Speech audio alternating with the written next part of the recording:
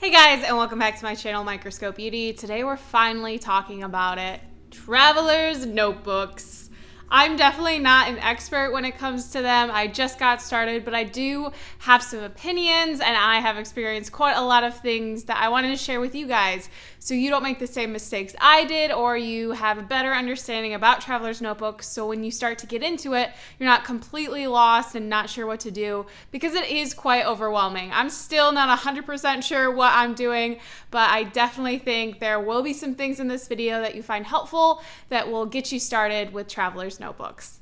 So the first thing you should do if you're starting to get into Traveler's notebooks is pick a size. I use an A6 size, and although I haven't used any other ones, I highly recommend this one over any other size. It's roughly about 4x6.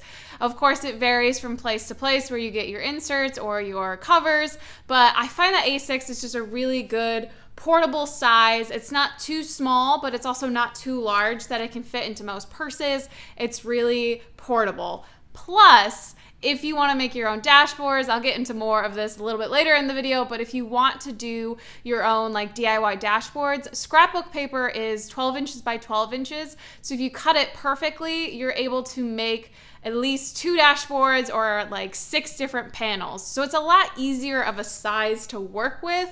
You don't have to worry about like crazy measurements. You can get a lot more out of your scrapbook paper.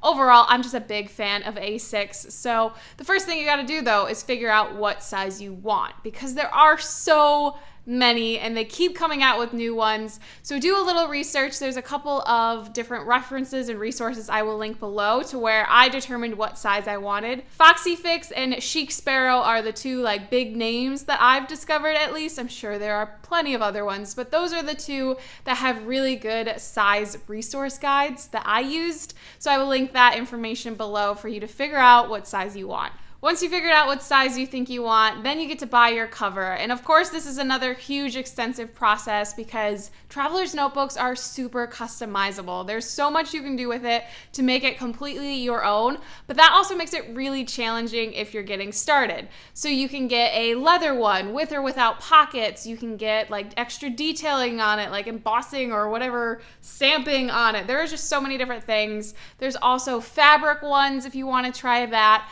The one I got is from Chic Sparrow, and it's just your basic like chocolate cream with no pockets, because they can get really expensive. Definitely leather ones can get up there in price. So if you're not sure what you want to use it for, or you're just trying to get into it, maybe try a fabric one first, or don't get all the bells and whistles in your leather one.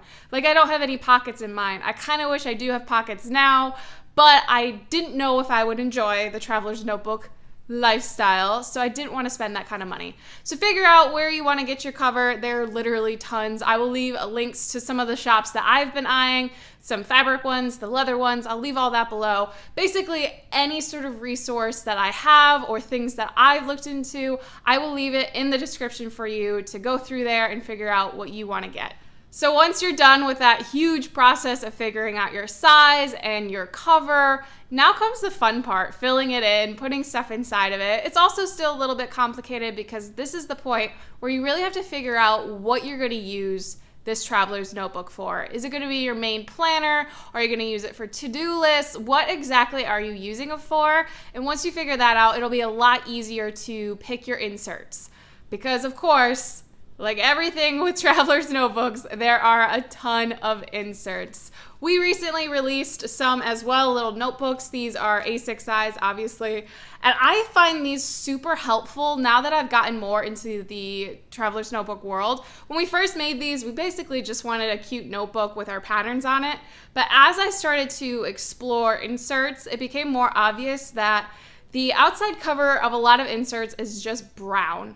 So you have this gorgeous leather Traveler's notebook, and on the inside it's kind of boring, and then you feel the need to add dashboards and all that extra stuff.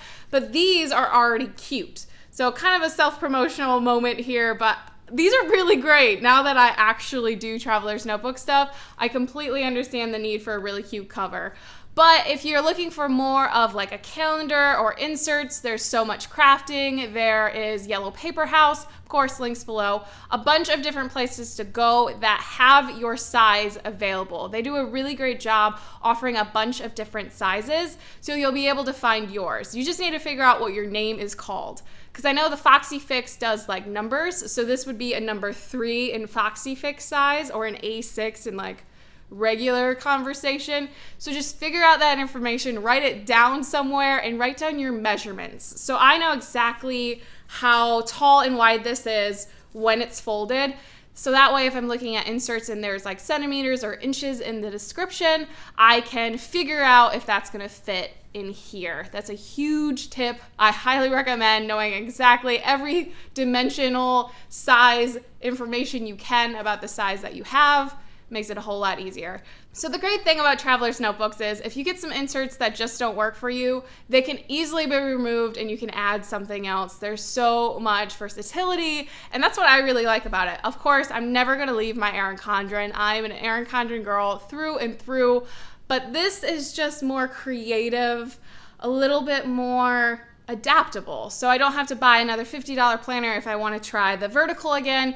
I already have my basic setup and I can just switch out a $6 insert here or there if I want to switch things up. Now we're on to the fun part, dashboards and all the extra accessories that you can throw into your traveler's notebook. I did a come shopping with me video last week, so I will link that if you want to see what stuff I picked up from Michael's for my traveler's notebook. But I grabbed a lot of different scrapbook paper that I cut down to use in my Chic Sparrow dashboards. But I liked this option that Chic Sparrow offered. There's of course tons of other shops that offer things as well like this, but it makes it so much easier to slip new papers in and out of it. You can also use it for storage, so that way I'm not stuck to any sort of dashboard design. I can change it up based on season or whatever I feel like. I also went a little charm crazy in that Michael's video. I think it's a really cool way to snazz up the outside of your planner, and I still plan on doing a little DIY to show you how to make your own. I haven't used those like bread food ones that I got, so I'll be doing a video showing you how to do that DIY somewhere. I'm not entirely sure where I'll post it, but I'll let you know when it's up. I find that traveler's notebooks are also a really great way to finally use all of those die cut stickers we've been hoarding. I know I go die cut sticker crazy. And I also, kind of side note, didn't know that die cuts are not always stickers. Sometimes they're just cardstock. I don't understand why you would just want a little cardstock picture. I find that stickers are way more useful and you can like put them everywhere. So just something to keep in mind if you're looking for die cuts. Make sure you're getting sticker ones, or if you want the cardstock ones, that's fine too. But they will be listed if they have like a sticker adhesive part to them. Just something I learned about die cuts. I don't know if you probably already knew that. It's just me not understanding something again. But die cuts are really fun to decorate those dashboards. Since you're using like scrapbook paper, you can just stick them on there so they're not like directly attached to anything in your notebook. You can move them in and out. They're just a really awesome way to add a little bit more flair or accessory, just more ways to customize your traveler's notebook. So I've been using mine for a couple of weeks now, and I quickly realized that there's a lot of loose parts and things that come and go and get switched out. So I figured out a way to store it all. I'm using one of our sticker organizers, and I just cut up all of my scrapbook paper into the right size, and then I slip them into this album so I can flip through and see what paper I have if I want to switch up my dashboards. And then this is also a really good place to keep all your die cuts. I organize based on like category, so I have Oh Hello ones, and then I have just like generic Novel Coffee ones, and then I've separated out my Christmas ones. That way it's all kept in one easy to find spot. It's not taking up a ton of room, it's organized, and it's also really portable if I want to do some changing of my planner on the go. So those are just some of my tips and tricks that I've learned so far getting started with traveler's notebooks. But let me know in the comments below, what are some of yours? What are things that you've learned? If you've been doing this for a while, or if you're just getting started, what are some questions you have? Let me know down there, and also let me know why you picked the size traveler's notebook that you picked. I'm very curious to know about your size choices, all that stuff down there. Let me know. Let's talk about traveler's notebooks. And I hope you guys enjoyed this video. Don't forget to subscribe if you want to see more about traveler's notebooks or planning or organization. I do all of that stuff here. Give it a thumbs up if you enjoyed it, and I'll see you guys in my next one. Bye.